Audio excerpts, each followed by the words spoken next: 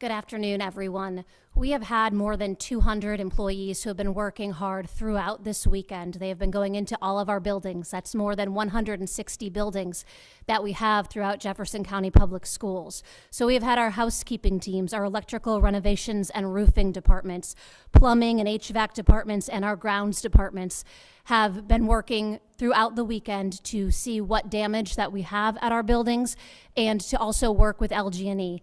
Thank you to LG&E, who has been phenomenal in helping us get many of our schools back online.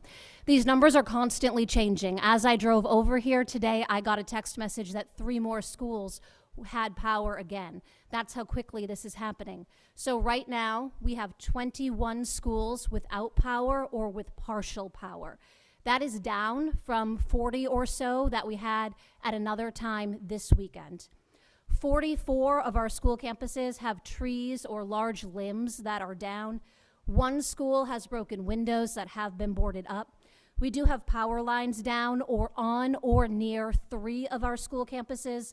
And 2 schools do have some flooding in 1 room in each of those schools. We are extremely thankful and grateful that that flooding damage and the damage in general is not even worse than it could be. Right now, we have nothing extremely significant in the flooding department. Again, that is 1 room in 2 different buildings that have sustained some flooding, and our crews are already there working on that now.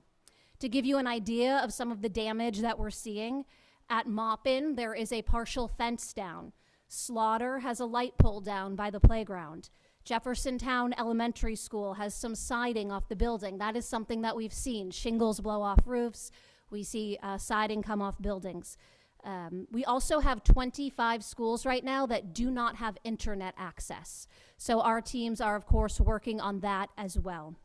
If we are unable to have school tomorrow, we will let families and the community know as soon as we have that answer. We send out that information through social media, through text messages and emails, and we will let families know as soon as we know what's going on. Again, this is a very fluid situation. As I said, just driving over here, we were getting more schools online. So we are at about 21 schools right now without power or with partial power.